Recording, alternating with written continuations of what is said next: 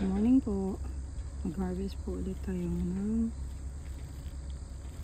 ating mga bulaklak na pwedeng gawing tea. Butterfly PT.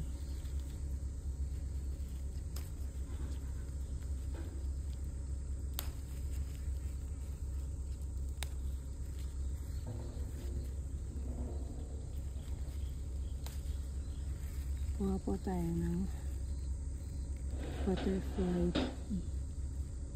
na tsaa dito sa ating butterfly tea flower.